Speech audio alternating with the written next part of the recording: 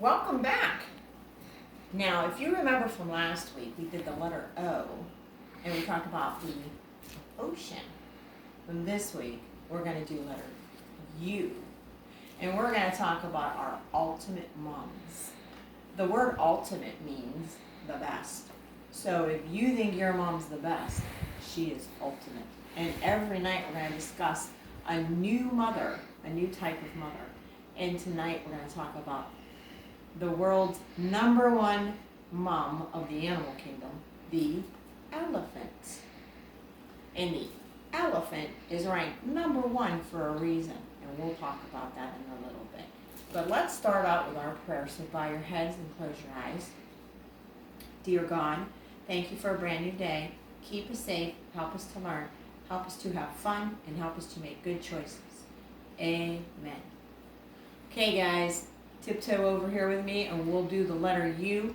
Get your pencils out, your markers, your crayons, and your paper because we're going to use them in a little bit. But let's tiptoe over here and we'll look at the letter U. This is letter U, guys. Uppercase U and the lowercase u.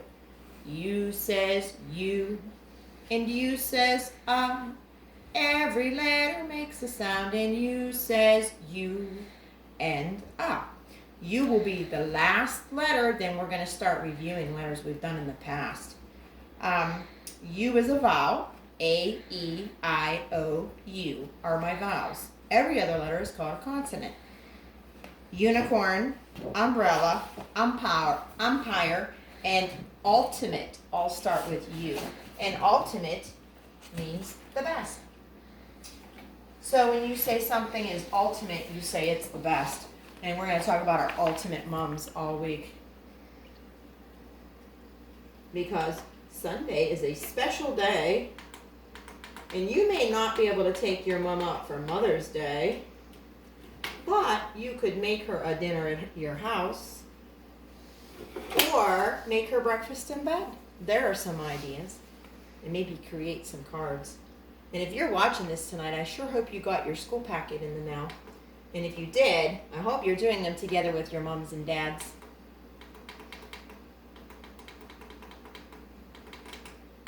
And maybe you can get your daddy to help you make a Mother's Day card.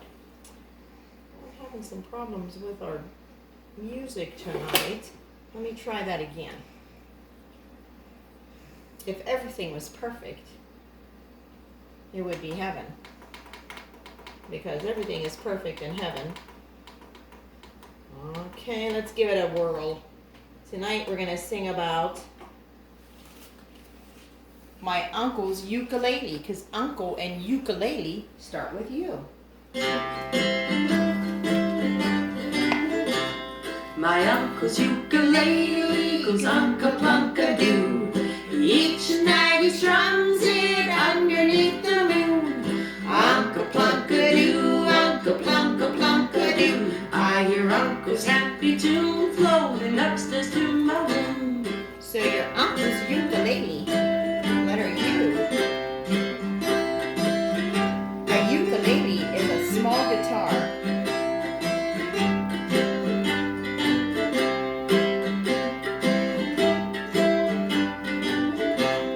My uncle's ukulele goes unka-plunka-doo. Each night he strums it underneath the moon. Unka-plunka-doo, unka-plunka-plunka-doo. I hear Uncle's happy tune floating upstairs to my room. The letter U, guys. All right, do you have your pencils up? Oh, before we go on, look up here, guys. We said goodbye to April and hello to May. Today is May 4th, 2020. And today is a birthday. Look, there's a birthday. Happy birthday, Vance. Today, Vance turns 5. So your friend Vance turns 5. So the next time you come back here to school, Vance will be the big number 5. Okay, guys, get those markers ready because we're going to start at the top because where do you start your letters at the top? Where do you start your letters at the top? If you're gonna start a letter, you better remember to always start it at the top. Is this the top, top, top? No, it's the bottom. Is this the top, top, top? No, it's the middle. Is this the top, top, top? Oh, it's the top, top, top. Where do you start your letters? At the top. Boom. So get them markers or crayons or pencils out. Start here at the top, and it's like a great big huge smile. You go down, over, and back up, and that's the letter U. Uppercase U. Lowercase U's almost the same. You go down, over, and up, and then back down again, and that's the lowercase U. Uppercase U and the lowercase U. Letter U. This is the sign for a U. We're going to erase this because I'm going to tell you about the animal kingdom's greatest mother. And I did pretty good drawing one of these today. I don't know if I'll do as good a job tonight, but I did a pretty good job this afternoon when I talked about this animal with my friends in class today. And this animal is an elephant. And let me tell you what makes an elephant so great. If you look, most books will tell you that the elephant is the greatest mother in the animal kingdom. And here's why, guys. The elephant is big, but that's not what makes her so great. An elephant will defend her calf. A baby calf is called, or a baby elephant is called a calf, just like a cow. But the elephant defends her calf against the greatest of all enemies, which is the lion, people, anything. Anything tries to touch the elephant's calf, and that elephant's going to charge you. And an elephant's big, so you better be careful. She will defend her calf, even if it means she herself will die. If she thinks that a lion is going to attack her calf, she will go up against that pack of lions. Even if there's more than one lion, if there's like 10 or 20 lions, she is going to defend that calf, and she will do whatever it takes, even if it means that she will become lion food. She will let the lions kill her if it means her calf will get away. She also will adopt another mummy's calf. If another elephant dies, another mummy elephant dies, the other female elephant will take her baby in and take care of it just like her own. So elephants are the world's greatest mothers in the animal kingdom. Now, the world's greatest mother, of course, is yours. But this elephant is the greatest and the ultimate mom of all the wild kingdom. She will do whatever it takes. And elephants, they all roam together in the jungle. They're in a pack. So if mommy and her sister and her grandma, everybody lives together in the elephant family. And they all search for food together, and they all search for water together. And every mom in that elephant pack takes care of the babies.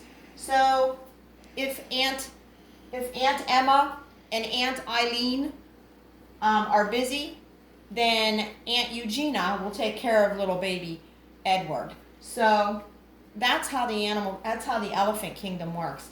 Mommy elephants are the ultimate moms of the wild kingdom. They do whatever it takes to feed their babies, to give their babies a good place to live, and they will do whatever it takes to protect their babies, just like your mommy would for you. She's going to make sure her baby's okay. And that, guys, is the number one ultimate mom of the wild kingdom. Tomorrow we'll talk about another ultimate mom and the sacrifices that mom would make for her baby. So we're going to tiptoe over here. Now my son Devin claims that I will cry when reading this story because I usually do. But I'm going to keep it together. Moms, if you're watching with your little ones, you're going to love this story. It's called Love You Forever. The author of my story is Robert Munch, and the illustrator is Sheila McGrath. And this is not a wraparound book. This first page is called my title page. A mother held her new baby and very slowly rocked him back and forth, back and forth, back and forth. And while she held him, she sang, "I'll love you forever. I'll like you for always. As long as I'm living, my baby you'll be." And your mommies probably rocked you like this when you were a baby. Now that baby grew, and he grew, and he grew, and he grew. And he grew until he was 2 years old. And he ran all around the house, and he pulled all the books off the shelves, and he pulled all the food out of the refrigerator. And he took his mother's watch and flushed it down the toilet. Sometimes his mother would say, "This kid is driving me crazy." I bet you your moms have said that a couple times. If they haven't said it, I bet you they've thought it. But at night time, when her 2-year-old was quiet, she would open that door to his room, crawl across the floor, look over the side of his bed, and if he was really asleep, she would pick him up and she'd rock him back and forth, back and forth, back and forth. And while she rocked him, she would sing, "I'll love you forever. I'll like you for always. As long as I'm living, my baby you'll be." You see there? I bet you there's been times your mom's come into your bedroom and watched you sleep. Now that little boy grew. He grew and he grew and he grew, and he was 9 years old. And he never wanted to come in for dinner, and he never wanted to take a bath. And when Grandma visited, he always said bad words. Sometimes his mother wanted to sell him to the zoo. And someday, you guys will turn 9 years old. And someday, you will drive your mother to the point where she's going to say, "I want to sell you to the zoo." Not really. But at nighttime, when he was asleep, the mother quietly opened the door to his room and crawled across the floor and looked up over the side of the bed. And if he was really asleep, she would pick that 9-year-old boy up and she would rock him back and forth, back and forth, back and forth. And while she rocked him, she sang, "I'll love you forever. I'll like you for always. As long as I'm living, my baby you'll be." And even when you're 9 years old, you're still going to be your mom's baby. And there may be times where she comes in and she watches you sleep. And that boy grew, and he grew, and he grew, and he grew. And he grew until he was a teenager.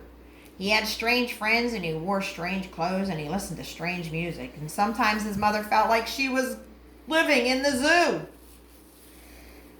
And there he is. He's a great big teenage boy now in high school. And someday you guys will grow up, and you will go to high school.